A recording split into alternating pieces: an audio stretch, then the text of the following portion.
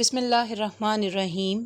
عزیز تلامذہ السلام علیکم۔ اللہ رب العزت آپ کو اپنے حفظ و امان میں رکھے۔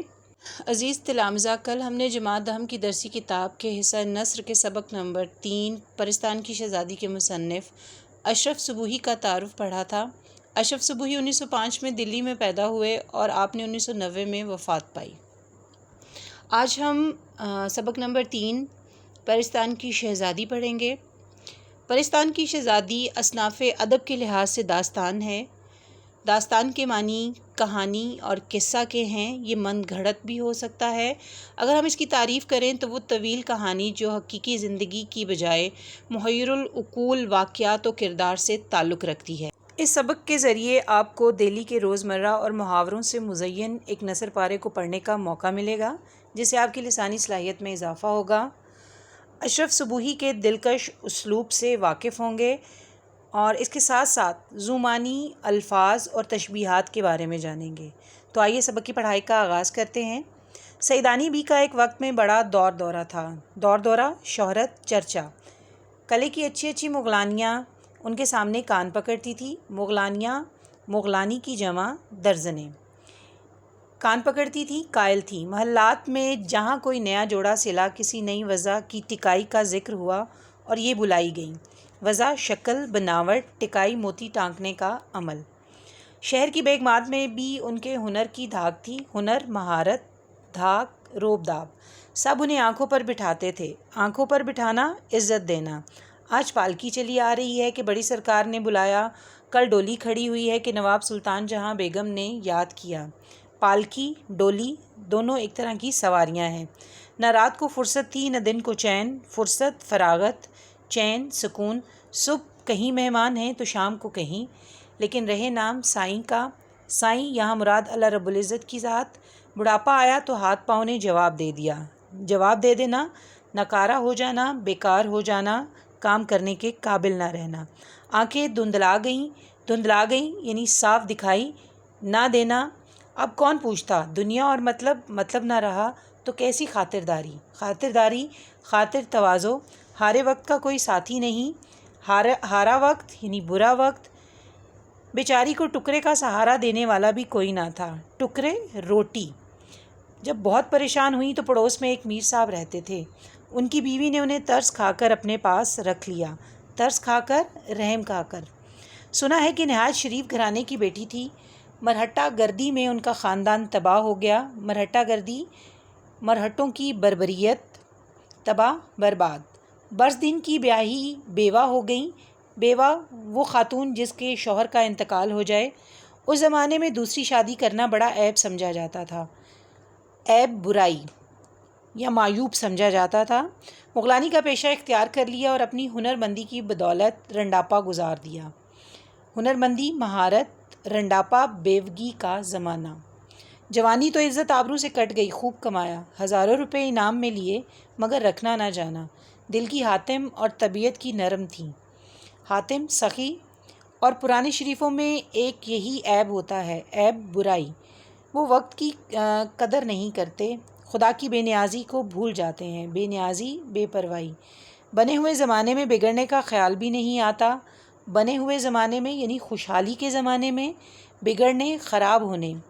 جانتے ہیں یہی لہر بہر رہے گی، لہر بہر خوشحالی۔ سیدانی بھی جوانی بھر اس غلط فہمی کا شکار رہیں۔ بڑھاپے نے آن دبایا، طاقتیں دغا دے گئیں، فریب دے گئیں، دھوکہ دے گئیں، تو آنکھیں کھلیں، عقل آئی اور دوسروں کے سہارے پر زندگی کے اندھیرے دن پورے کرنے پڑے۔ پیارے بچوں، یہاں تک ہم نے سیدانی بی کا مختصر سا تعارف پڑھا۔ سیدانی بی اپنی شادی کے کچھ عرصہ بعد ہی بیوہ ہو گئی تھیں، تو انہوں نے گزر اوقات کے لیے مغلانی کا پیشہ اختیار کیا۔ اپنے کام میں مہارت رکھتی تھی، اس لیے ان کے ہنر کی دھاک تھی سب پر، اور انہوں نے جوانی میں خوب کمایا لیکن سنبھال کر نہ رکھا، جس کی وجہ سے بڑھاپے میں آسرا نہ رہا اور انہیں دوسروں کے سہارے اپنی زندگی کے دن پورے کرنے پڑے۔ میر صاحب کے گھر والے چھوٹے سے لے کر بڑے تک سب کے سب انتہا سے زیادہ خوش مزاج یعنی اچھی طبیعت والے اور خدا ترس تھے۔ خدا ترس، رحم دل۔ ہر ایک سیدانی بھی کو خدا کا بھیجا ہوا مہمان سمجھ کر ان کے سامنے بچھا جاتا تھا۔ بچھا جانا یعنی محبت کا اظہار کرنا، احترام کرنا، عقیدت کا اظہار کرنا۔ سیدانی بھی 2-4 دن تو ذرا غمگین اور شرمندہ سی رہیں، پھر ان کا دل کھل گیا اور اس طرح رہنے لگی جیسے اپنے کنبے میں۔ دل کھل گیا، دل خوش ہو گیا، ہاتھ کانپتے تھے، نگاہ موٹی ہو گئی تھی، سوئی کا ناکہ مشکل سے سوجتا تھا۔ ناکہ، سوراخ، نگاہ موٹی ہونا، دیکھنے کی صلاحیت کم ہونا یا نظر کمزور ہو جانا۔ لیکن ساری عمر محنت کر کے کھایا تھا، پرائی روٹی مفت کیسے کھا سکتی تھیں؟ صبح نماز پڑھ کر بچوں کو لے بیٹھتیں، قرآن شریف پڑھاتیں، نصیحتیں کیا کرتیں، دوپہر کو سینہ پرونا اور کاڑھنا سکھاتیں، کاڑھنا کڑھائی کرنا۔ شام ہوتی تو باورچی خانے میں جا کر کھانے پکانے کی ترکیبیں بتاتیں، عشاء کی نماز سے فارغ ہو کر بڑے مزے کی کہانیاں سناتیں۔ کہانیاں ایسی اچھی ہوتی کہ بڑے بھی آ جاتے۔ میر صاحب اور ان کی بیوی دونوں خوش تھے کہ سیدانی بی کو بچوں کی تربیت کے لیے خدا نے بھیج دیا۔ ایسی شریف، نماز روزہ کی پابند، ہنرمند استانی صرف روٹیوں پر کہاں میسر آتی ہے۔ بچے ایسے گرویدہ ہوئے کہ دن رات سیدانی بی کے پاس بیٹھے رہتے۔ گرویدہ عاشق۔ مشہور تھا کہ سیدانی بی پرستان میں بھی ہو آئی ہیں۔ وہاں کے بادشاہ نے انہیں اپنی بیٹی کا جہیز ٹانکنے کے لیے بلایا تھا اور انہوں نے وہاں کئی دن رہ کر بڑے بڑے تماشے دیکھے ہیں۔ تماشے، کھیل، کرتب، عجیب باتیں۔ گھر والوں کو یہ خبر تھی، لیکن کبھی خیال نہیں آیا کہ سیدانی بی سے پوچھتے تو کیا بی سچ مچ تم پرستان گئی ہو؟ شاباش، تمہارا جگرا، تم کو ڈر نہیں لگا؟ جگرا، حوصلہ۔ ایک دن سردیوں کی رات تھی، دالانوں کے پردے پڑے ہوئے تھے۔ دالان کی جمع، لمبا بڑا کمرہ جس کے محرابی دروازے ہوتے ہیں۔ چھوٹے بچے لحافوں میں دبکے اور بڑے لڑکے اور لڑکیاں گٹھی کے چاروں طرف بیٹھے کہانی سن رہے تھے۔ اتنے میں میر صاحب کی بیوی نماز وظیفے سے فارغ ہو کر آئیں۔ اتفاق سے کہانی بھی انڈا شہزادی کی تھی۔ جب یہ ذکر آیا کہ کانڑے دیو کو جو شہزادی پر نظر پڑی تو سوتی کو پلنگ سمیت اڑا کر لے گیا۔ کانڑے، یک چشم، ایک آنکھ والا۔ سیدانی بھی، یہ جو لوگ کہتے ہیں کہ تمہیں بھی پرستان کے بادشاہ کو کوئی آدمی پرستان لے گیا تھا اور تم وہاں سے بڑا انعام و اکرام لائی تھی، کیا یہ سچ ہے؟ سیدانی: ہاں بیوی، ہے تو سچ، بلکہ کئی دفعہ جنوں اور پریوں نے مجھے بلایا ہے۔ میر صاحب کی بیوی: اوئی، اور تم بے دھڑک چلی گئیں؟ بے دھڑک، بے خوف۔ سیدانی: پہلی دفعہ تو مجھے دھوکے سے لے کے گئے تھے، راستے میں جب بھید کھلا تو بتیری ڈری، لیکن کیا کرتی، دل کو مضبوط کر لیا، اللہ کو یاد کرتی ہوئی چلی گئی۔ نہ جاتی یا روتی پیٹتی تو جانے کیا آفت آتی۔ اس کے بعد جب گئی، ہنسی خوشی گئی اور ہنسی خوشی آئی۔ بھید، راز، آفت، مصیبت۔ بیگم: صدقے اپنے رسول صلی اللہ علیہ وآلہ وسلم کے، اس پر ایمان رکھنے والے کا کہیں بال بیکا نہیں ہوا۔ بال بیکا نہ ہونا، ذرا نقصان نہ ہونا، آنچ نہ آنا۔ پرستان میں بھی میری وہ خاطریں ہوئیں کہ کیا کہوں، خاطریں، خدمتیں۔ میر صاحب کی بیوی: کچھ بھی صحیح بوا، میرا تو پتا پھٹ جاتا، صورت دیکھتے ہی جان نکل جاتی۔ پتا پھٹ جانا، خوف زدہ ہو جانا۔ سیدانی: نہیں بھی، یہ سب کہنے کی باتیں ہیں، ڈر کی باتوں سے ڈر لگا کرتا ہے، جہاں ڈر سامنے آیا پھر کچھ بھی نہیں۔ دیکھو بیماری سے لوگ کتنا بھاگتے ہیں، اور جب بڑے سے بڑا دکھ بھی آ جاتا ہے تو سہنا ہی پڑتا ہے، سہنا پڑتا ہے، برداشت کرنا پڑتا ہے۔ میر صاحب کی بیوی: میں تو پھر کہوں گی کہ تم کو شاباش ہے، صد رحمت اس پر جس نے تمہیں دودھ پلایا۔ صد رحمت، سینکڑوں رحمتیں، یعنی بہت زیادہ رحمت۔ اچھا ہمیں بھی تو سناؤ، کیا ہوا تھا، کیوں گئی تھی؟ پرستان کیسا ملک ہے، وہاں کیا کیا دیکھا؟ سیدانی: وہ قصہ یاد آتا ہے تو کلیجے پر سانپ لوٹنے لگتا ہے۔ سانپ لوٹنا، رنج و صدمہ گزرنا۔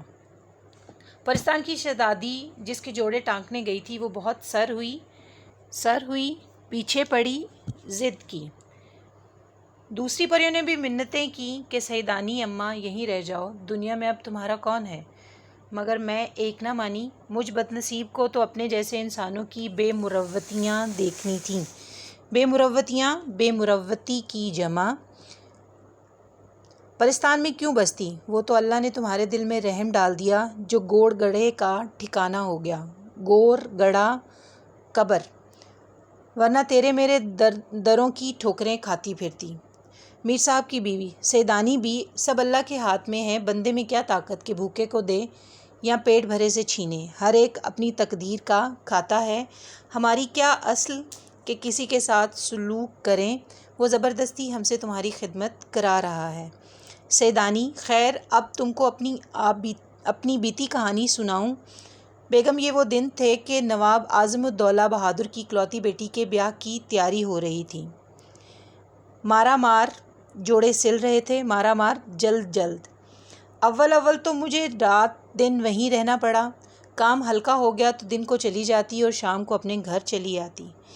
ایک روز جیسے بچے مکتب سے بھاگتے ہیں، میرا بھی جی جانے کو نہیں چاہا اور کئی جگہ سے بلاوے آئے، نہ گئی۔ مکتب، مدرسہ۔ شاید جمعہ تھا، کتنے ہی دن نہائے کو ہو گئے تھے، خوب نہائی، شام ہو گئی۔ بونٹ پلاؤ مجھے خوب بھاتا ہے۔ بونٹ پلاؤ، سبز چنے والا پلاؤ، بھاتا، اچھا لگتا۔ ماما سے بونٹ پلاؤ پکوایا۔ ماما ملازمہ: تھکی تھکائی لیٹی تھی، اتنے میں جھٹپٹا ہو گیا۔ جھٹپٹا شام اور صبح کا وقت، یعنی وہ وقت جب نہ زیادہ اندھیرا ہوتا ہے نہ روشنی۔ پلاؤ دم پر تھا کہ باہر سے کسی نے آواز دی: سیدانی بی کو سرکار نے یاد کیا ہے، پنس بھیجی ہے۔ پنس پالکی، ڈولی، یعنی سواری ہے یہ بھی۔ جس طرح بیٹھی ہو اسی طرح فوراً چلی آؤ۔ میں بڑے نخروں سے جایا کرتی تھی، ایسے بے وقت اور اپنے بھاون کی پکوائی ہوئی چیز چھوڑ کر کھڑے ہو جانا میری عادت کے بالکل خلاف تھا، لیکن ہونے والی بات میں نے ذرا انکار نہ کیا اور جیسی بیٹھی تھی سفید چادر سر پر ڈال سوار ہو گئی۔ نواب صاحب کا محل میرے گھر سے کوئی 2 آنے ڈولی ہوگا۔ قاضی واڑے سے نکلے اور خانم بازار آیا۔ پہلے تو مجھے کچھ خیال نہ آیا، بہت دیر ہو گئی، ہٹو بچوں کی آواز نہ آئی، بازار کے چراغ بھی جھلکتے ہوئے دکھائی نہ دیے تو پردے کی جھری کھولی۔ جھری، درز۔ پچھلی لائنوں میں ہم نے لفظ پڑھا بھاون، یعنی من پسند۔ آگے دیکھیے: اب جو دیکھتی ہوں تو جنگل سائیں سائیں کر رہا ہے۔ سائیں سائیں کر رہا ہے، ویران ہے، وحشت اور ویرانی برس رہی ہے، اور پنس کو جیسے پہیے لگے ہوئے ہیں، اڑی چلی جا رہی ہے۔ کلیجہ دھک سے ہو گیا۔ کلیجہ دھک سے ہو جانا، ڈر جانا، خوف زدہ ہو جانا۔ بدن میں سنسنیاں آنے لگیں، یعنی خوف طاری ہو گیا۔ ہاتھ پاؤں ٹھنڈے پڑ گئے۔ یہ کیا غضب ہوا! یہ موئے کہار کہاں لیے جاتے ہیں؟ موئے، خانہ خراب، کہار، ڈولی اٹھانے والے۔ اس جنگل میں کون سی سرکار ہے، لیکن مرتا کیا نہ کرتا! مرتا کیا نہ کرتا، یعنی جس کی جان پر بنی ہو وہ سب کچھ کر گزرتا ہے۔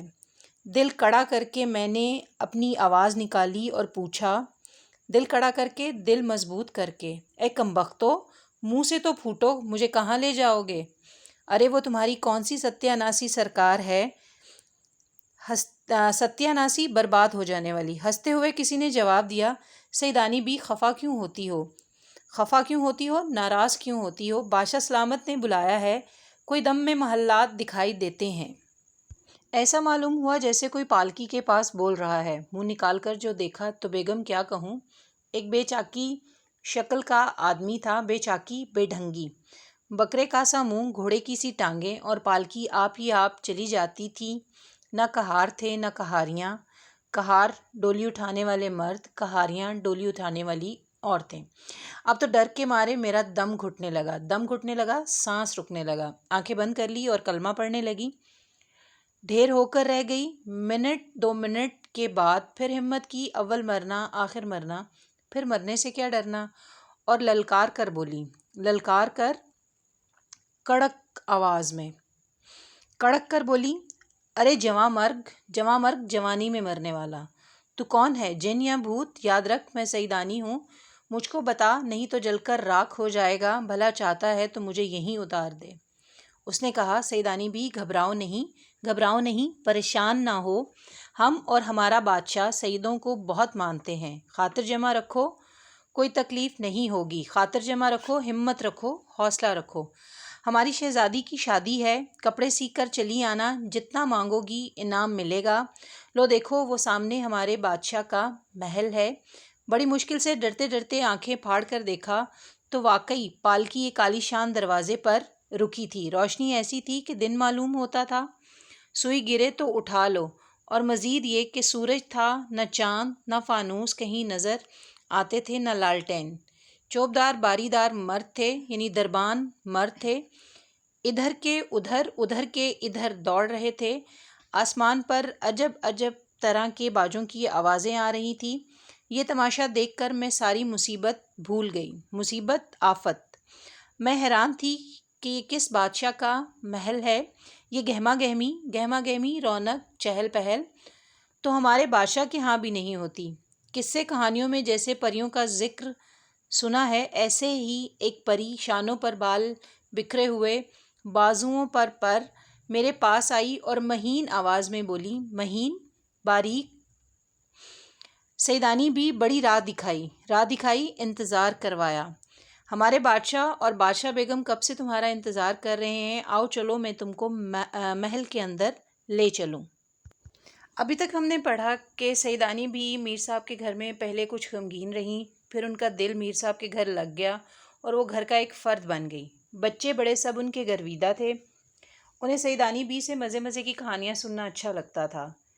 سردیوں کی رات تھی جب باتوں باتوں میں سیدانی بی کی پرستان کی سیر کا ذکر ہوا تو سیدانی بی نے انہیں اپنی آپ بیتی سنائی کہ کس طرح ایک جن انہیں پرستان لے کر گیا۔ جب پہلی دفعہ گئیں تو کافی خوفزدہ تھیں، لیکن اس کے بعد وہ ہنسی خوشی آتی جاتی رہیں۔ آج کے لیے اتنا ہی۔ تو عزیز تلامذہ، آج ہم نے جتنا سبق پڑھا اس کا خلاصہ اور مشکل الفاظ کے معنی آپ نے یاد کرنے ہیں۔